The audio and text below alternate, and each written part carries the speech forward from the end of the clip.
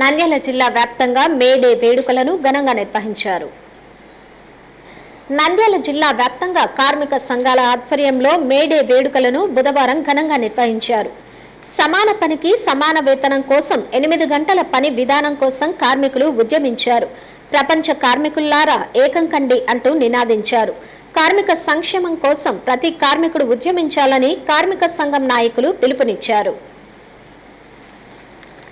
నంద్యాల పట్టణం నందు CPI party ఆధ్వర్యంలో 138వ మేడే వేడుకలను ఘనంగా నిర్వహించారు.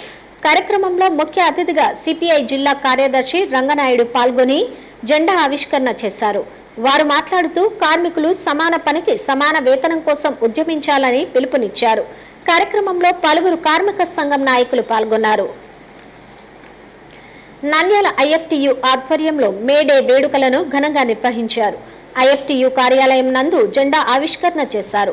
స్థానిక మీనాక్షి సెంటర్ నందు ప్రగతిశీల ఆటో కార్మిక సంఘం యూనియన్ కార్యాలయం వద్ద కార్యక్రమం నిర్వహించారు.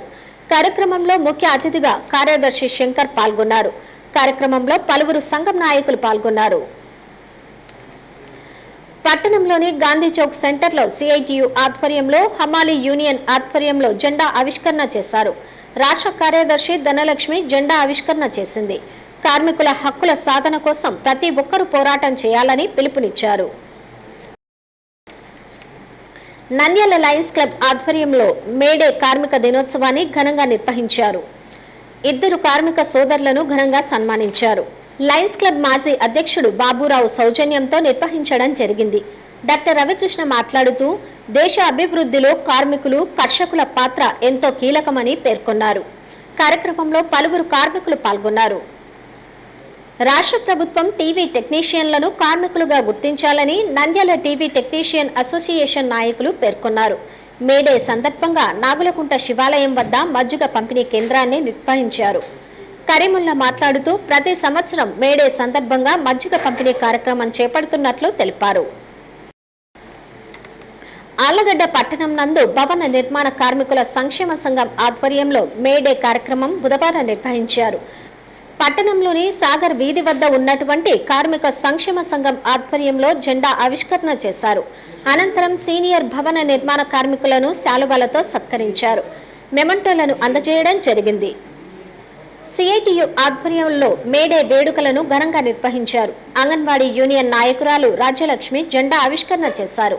వారు మాట్లాడుతూ కార్మికులు ఐక్యతతో ఉంటేనే తమ హక్కులను సాధించగలమని తెలిపారు.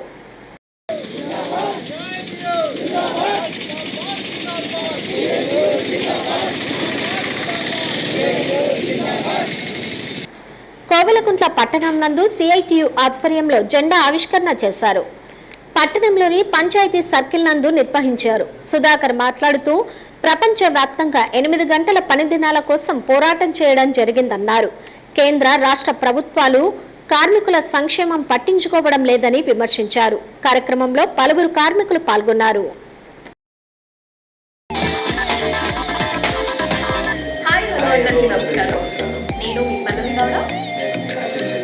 Don't forget to subscribe to Nandyala Community.